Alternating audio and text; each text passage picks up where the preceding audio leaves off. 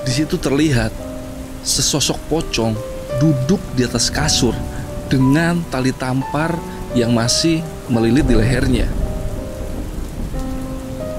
Dan yang dia lihat ternyata sosok pocong berkalung tali tampar kuning sedang gedor-gedor pintu rumahnya menggunakan kepalanya.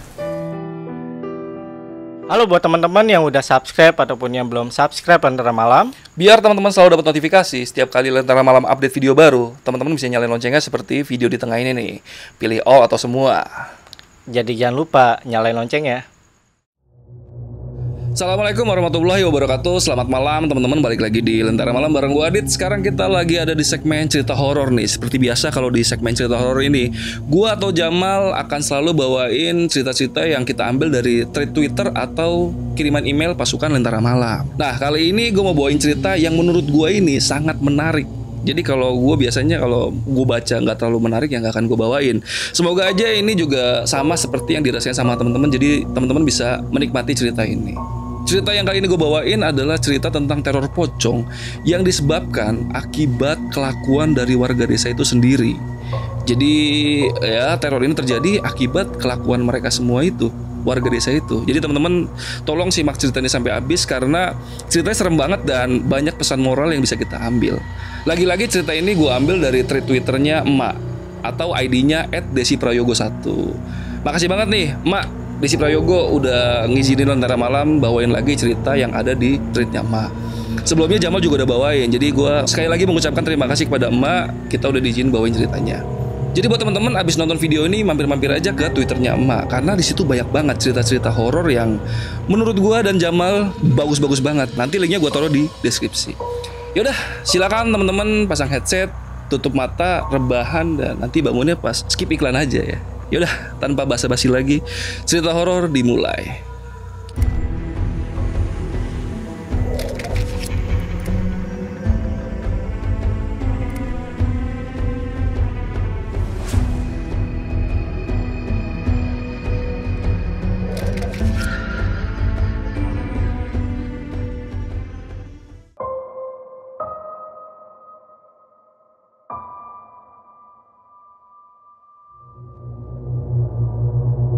Cerita kali ini dikirimkan oleh seorang narasumber. Kita panggil saja beliau dengan nama Ibu Asti. Semua nama tokoh di cerita ini gue samarin ya, biar sama-sama enak aja lah. Oke, Ibu Asti ini berasal dari Semarang, Jawa Tengah. Beliau sengaja mengirim cerita ini untuk sekedar berbagi cerita dan meminta doa untuk almarhum anaknya. Ya, almarhum itu adalah yang akan kita ceritakan di cerita kali ini. Ibu Asti ini memiliki seorang anak tunggal laki-laki bernama Friza. Maaf, Mas Friza ini kebetulan memiliki kekurangan, yaitu jari tangan sebelah kirinya tidak lengkap. Maka dari itu, sejak kecil, Mas Friza sering diejek oleh teman-teman sebayanya. Bahkan parahnya, sampai orang tua dari anak-anak itu juga ikut membuli Mas Friza. Semua itu membuat Ibu Asti dan keluarganya sampai harus pindah rumah beberapa kali untuk menghindari bullying yang terjadi sama Mas Friza. Ibu Asti dan almarhum suaminya melakukan hal tersebut untuk mencarikan lingkungan yang positif demi pertumbuhan mental Mas Friza yang sehat. Sayangnya, dimanapun mereka pindah rumah, ejekan demi ejekan masih terus diterima oleh Mas Friza. Sampai pada akhirnya mereka memutuskan untuk tinggal di Semarang karena terbatasnya biaya, karena pada saat itu juga berbarengan dengan menurunnya kesehatan suami Ibu Asti, yaitu almarhum Pak Taufik. Jadi mau tidak mau, sisa uang pensiunan Pak Taufik lebih diutamakan untuk biaya rumah sakit Pak Taufik dibanding untuk berpindah-pindah rumah lagi. Jadi di situ Mas Friza harus bertahan dengan cemoohan orang-orang yang ada di sekitarnya.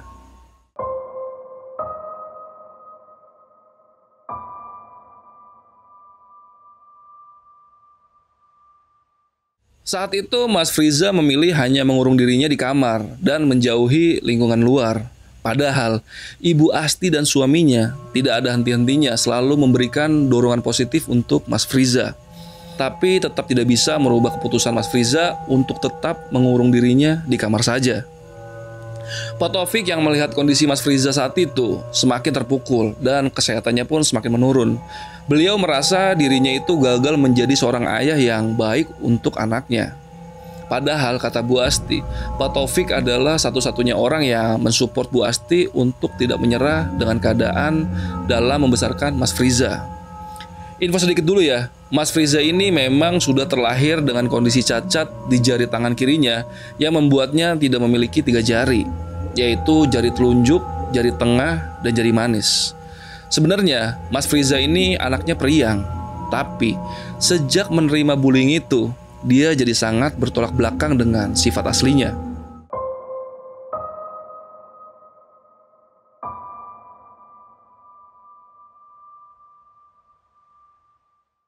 Semakin lama kondisi Pak Taufik ini semakin melemah, sampai pada akhirnya Pak Taufik pun menghembuskan nafas terakhirnya di rumah sakit. Dan hari itu menjadi hari terburuk dalam hidup Bu Asti dan Mas Friza. Ibu Asti sempat berharap waktu itu dengan sepeninggalnya Pak Taufik, orang-orang berhenti membuli Mas Friza dan lebih menaruh simpati padanya. Tapi ternyata ekspektasi itu nggak sesuai dengan kenyataannya. Hinaan demi hinaan itu masih lantang terdengar di telinga Mas Friza. Bahkan sesekali Bu Asti ini sering memarahi orang-orang yang menghina Mas Friza ini terang-terangan di depan Mas Friza. Sampai suatu hari ada seorang ibu-ibu berteriak di luar rumah Ibu Asti dengan kata-kata yang kurang menyenangkan. Ibu-ibu itu berteriak, Friza nggak boleh tinggal di sini karena dia itu bau sial. Bapaknya aja udah jadi korban. Mau siapa lagi besok jadi korbannya? Mendengar perkataan itu, Ibu Asti keluar rumah dan langsung membentak ibu-ibu itu. Anakku tidak seperti itu ya. Aku sebagai ibunya tidak terima. Tiba-tiba dari arah dalam rumah ada suara teriakan yang super kencang.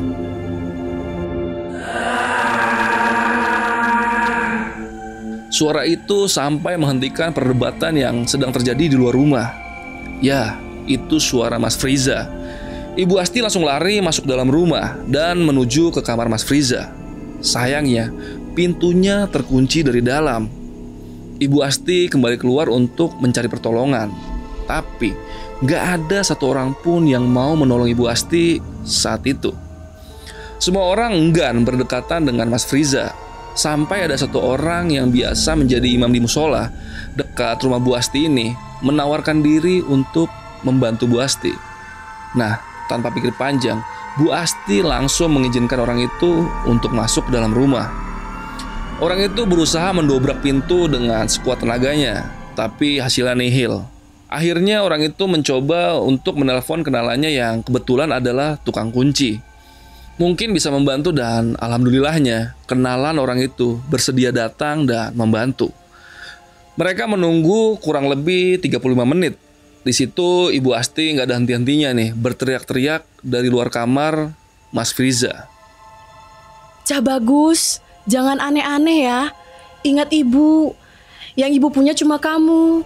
Sabar ya, cepat buka pintunya. Masa kamu nggak kasihan sama ibu? Tapi sayangnya masih belum membuahkan respon dari Mas Friza. Tukang kunci itu tetap terus berupaya membuka pintu tersebut. Nah, setelah cukup lama, akhirnya pintu itu pun bisa terbuka. Tapi sayangnya, Bu Asti melihat Mas Friza sudah kejang dan mulutnya berbusa saat itu. Melihat hal itu, Bu Asti meminta tolong agar anaknya segera dibawa ke rumah sakit. Dan alhamdulillah, Mas Friza masih selamat saat itu. Itu adalah percobaan bunuh diri Mas Friza yang pertama.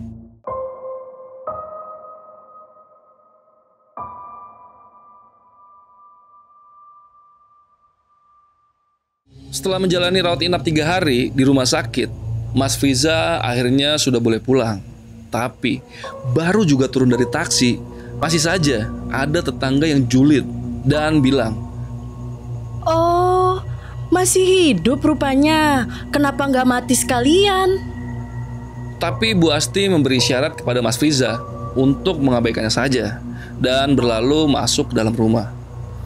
Hari-hari pun terus berlalu. Masih seperti biasa, Mas Friza masih selalu mendapat cemoohan dari para tetangga. Hingga pada suatu pagi, Mas Friza sarapan di meja makan dan Bu Asti pergi ke pasar untuk belanja. Bu Asti sudah berpesan sama Mas Friza untuk tidak berbuat aneh-aneh selama Bu Asti ini nggak ada di rumah, dan jangan mendengarkan kata-kata jahat dari luar rumah. Tapi hal buruk terjadi sepulangnya Bu Asti ini dari pasar. Tiba-tiba saja saat Bu Asti pulang, pintu rumahnya sudah terbuka dan kaca pintunya pecah. Bu Asti segera masuk ke dalam, dan di situ Bu Asti menemukan sebuah batu dan kertas bertuliskan Matio, yang artinya kurang lebih untuk menyuruh seseorang mati saja. Bu Asti paham betul tulisan itu untuk siapa. Ya, untuk Mas Friza. Di situ Bu Asti langsung tergesa-gesa mencari Mas Friza ke dalam kamarnya, dan ternyata Mas Friza ini nggak ada di kamar. Lalu Bu Asti pun ingat saat ditinggal Mas Friza ini sedang makan. Nah, Bu Asti langsung ke arah dapur.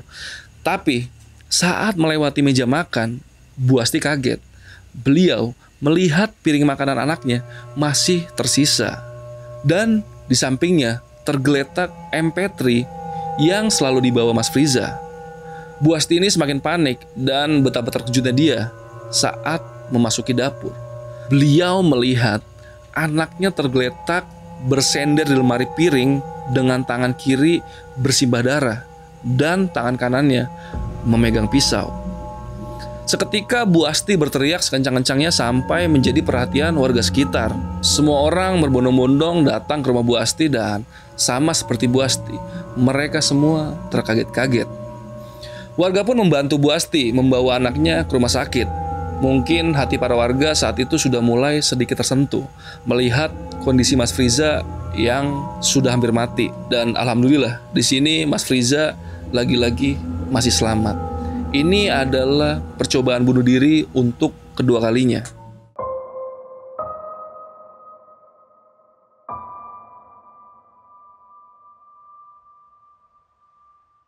Bu Asti berpikir, mau sampai kapan anaknya seperti ini terus? Akhirnya, kali ini Bu Asti memilih untuk melaporkan kejadian ini ke kantor polisi.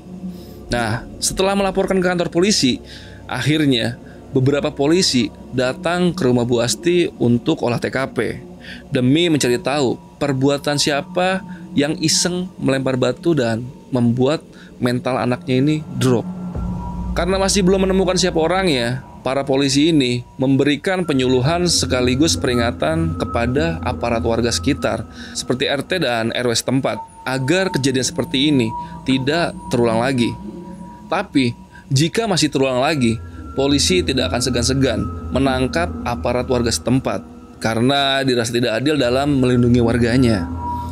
Mendengar hal itu, Bu Asti cukup lega.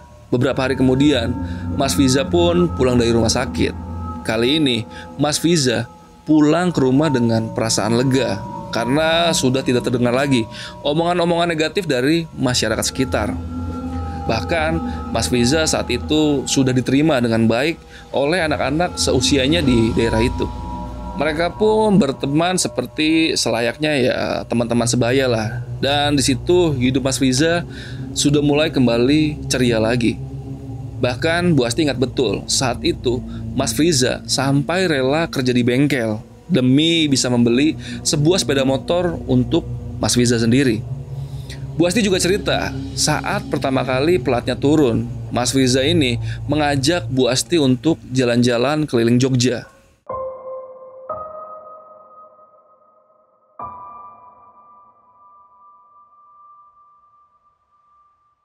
Dua tahun setelahnya, tepat di tahun 2016, semua hal baik tadi berubah kembali seperti dulu. Sikap depresi Mas Friza kembali muncul. Semua berawal sejak kematian teman baiknya. Persepsi negatif orang-orang kepada Mas Friza kembali muncul lagi. Banyak orang yang berkata bahwa penyebab kematian teman baiknya Mas Friza itu disebabkan oleh Mas Friza. Dia dituduh menaruh sial kepada teman baiknya sendiri. Padahal temannya terjatuh di sungai karena kelalaiannya sendiri. Bahkan saat kejadian itu, Mas Friza sedang tidak bersama temannya itu. Tapi yang dituduh tetap saja Mas Friza. Bahkan kata Bu Asti, kali ini hinaannya sudah sangat keterlaluan.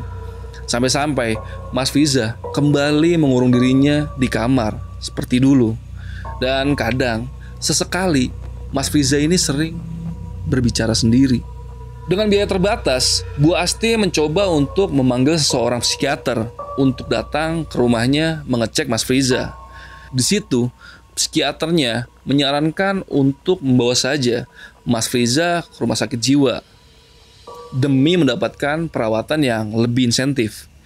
Takutnya kalau cuma dikasih obat, malah dijadikan cara lain untuk Mas Friza ini bunuh diri. Berarti secara nggak langsung psikiater itu mengatakan bahwa tingkat depresi Mas Friza itu sudah sangat tinggi sampai harus dibawa ke rumah sakit jiwa. Perasaan Bu Asti kala itu sangat campur aduk antara memikirkan anaknya, dirinya sendiri, dan tabungannya yang sudah mulai menipis.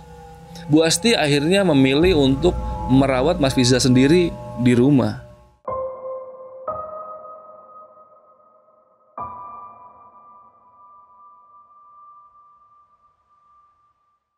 Hari demi hari berlalu, kondisi Mas Friza makin hari makin memprihatinkan.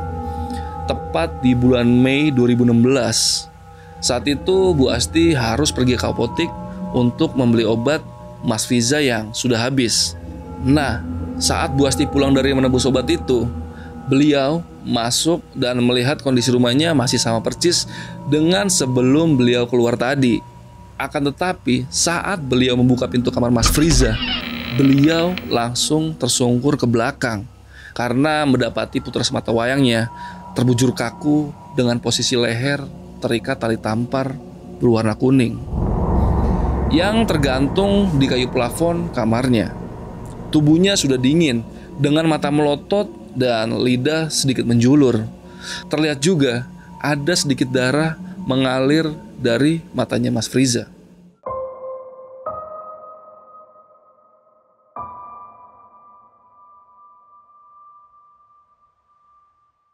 Padahal sebelum pergi keluar rumah, Bu Asti selalu mengamankan semua benda tajam yang ada di rumahnya agar Mas Friza tidak bisa menggunakannya untuk bunuh diri.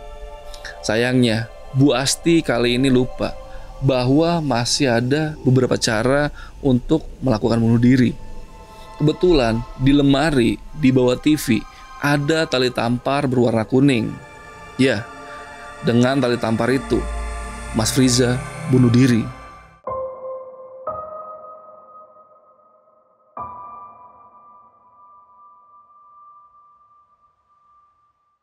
Singkat cerita, setelah pemakaman Mas Friza, seringkali Bu Asti ini mendengar suara tangisan dari dalam kamar Mas Friza. Pernah suatu hari, Bu Asti ini penasaran, lalu mencoba mengintip sedikit dari celah pintu kamar Mas Friza. Di situ terlihat sesosok pocong duduk di atas kasur dengan tali tampar yang masih melilit di lehernya. Tali tampar itu berwarna kuning.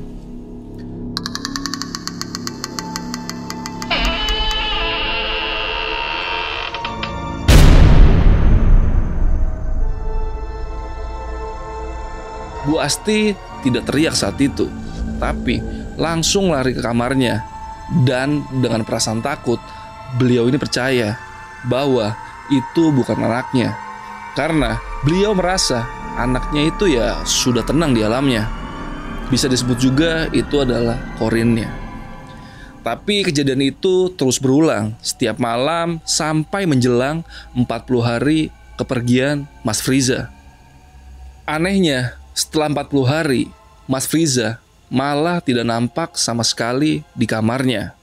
Ya, Mas Friza sudah tidak menangis lagi di kamarnya, melainkan mendatangi ke semua rumah tetangganya di tengah malam sambil menangis. Berita itu semakin kuat setelah ada kesaksian dari seorang warga yang pulang kerja tengah malam. Saat hendak masuk dalam desa, dia melihat Mas Friza sedang duduk di ujung jalan.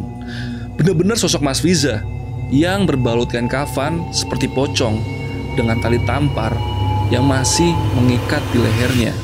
Sampai-sampai orang ini jatuh dari motor dan pingsan. Lalu ditemukan warga lain yang hendak sholat subuh di masjid waktu itu. Ada satu kejadian lagi yang paling mengerikan. Dialami salah satu warga desa yang dulunya paling sering membuli Mas Friza. Sebut saja namanya Bu Marno. Jadi malam itu sedang turun hujan yang sangat lebat.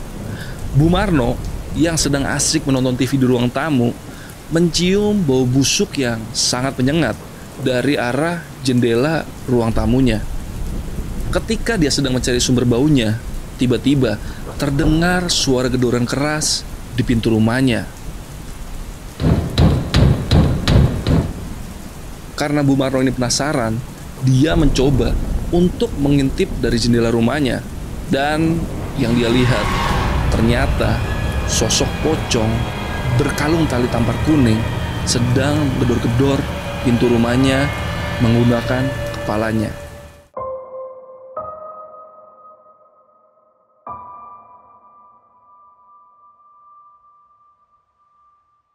Mendengar berita tentang anaknya semakin beredar luas, akhirnya Bu Asti mendatangi seorang ulama di dekat desanya untuk meminta solusi.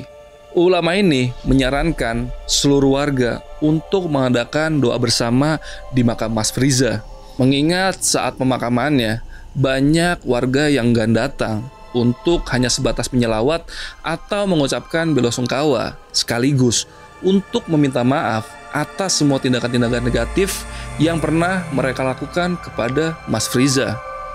Ulama ini berharap semoga dengan ini semuanya kembali normal dan tidak ada teror lagi.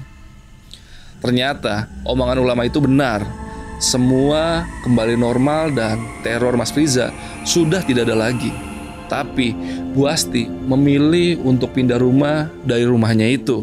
Meski banyak sekali kenangan, tapi Bu Asti tidak mau berlarut dalam kesedihan karena kepergian dua orang yang sangat berharga dalam hidupnya di rumah itu. Halo buat teman-teman yang udah subscribe ataupun yang belum subscribe Lentera Malam. Biar teman-teman selalu dapat notifikasi setiap kali Lentera Malam update video baru, teman-teman bisa nyalain loncengnya seperti video di tengah ini nih. Pilih all atau semua. Jadi jangan lupa nyalain loncengnya. Oke, itu tadi cerita yang kita ambil dari thread horornya Emak di @desiprayogo1. Teman-teman mampir-mampir aja, di situ banyak banget cerita-cerita bagus. Twitternya, linknya gue taruh di deskripsi. Oke, jangan di close dulu. Kita mau masuk ke pembahasan ya. Sip. Oke, gimana nih menurut teman-teman? Gila kan efek bullying bisa sampai segitunya. Sebenarnya semua inti dari cerita ini yaitu adalah stop bullying. Seperti yang dialami sama Mas Friza tadi. Karena tangannya cacat, dia dari kecil sampai kalau nggak salah umurnya 26 tahun mendapatkan bulian terus menerus. Dan endingnya kita tahu Mas Friza sampai bunuh diri. Dan gue juga nggak habis pikir sama tetangganya. Gue pas baca ceritanya itu, wah ini gila sih, tetangganya sadis-sadis banget sih. Semoga kita semua dihindarkan dari tetangga-tetangga yang seperti itulah. Gila, sampai rumahnya pun sampai ditimpukin, minta untuk mati. Wah, itu udah di luar nalar lah ibaratnya. Sepertinya tetangganya sangat buruk sekali untuk moralnya ya. Karena ya kalau orang normal sih nggak mungkin sampai ngelakuin hal-hal yang sekeji itu. Dengan orang yang punya kekurangan nggak mungkin sampai melakukan hal-hal seperti itu. Mungkin tetangganya juga punya penyakit mental ya kan.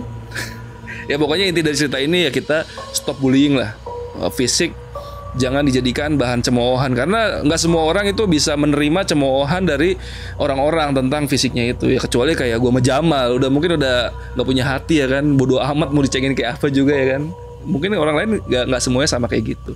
Jadi ya gue minta ya kalau sama orang hati-hatilah kalau bicara, termasuk sama narasumber-narasumber dari Lentera Malam. Kalau ngomong santai-santai aja, jangan terlalu bullying lah, jangan terlalu keras lah. Kasian, karena gue sama Jamal pun kadang suka nggak enak sama narasumbernya karena ya kejam-kejam lah pokoknya kata-kata dari netizen. Kalau bully gue sama Jamal aja, nggak ada masalah, aman pokoknya. Mau dikatakan seperti apapun, gue sama Jamal sudah tidak punya hati. Muncrat nggak tuh tadi tuh?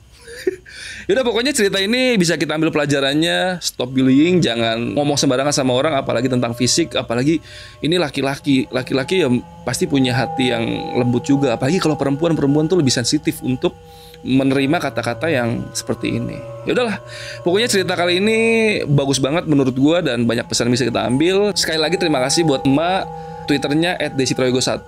Terima kasih udah ngizinin Lentera Malam untuk ngangkat cerita yang sebagus ini. Yaudah, cukup segitu aja cerita horor kali ini. Gua Adit, Lentera Malam. Bye.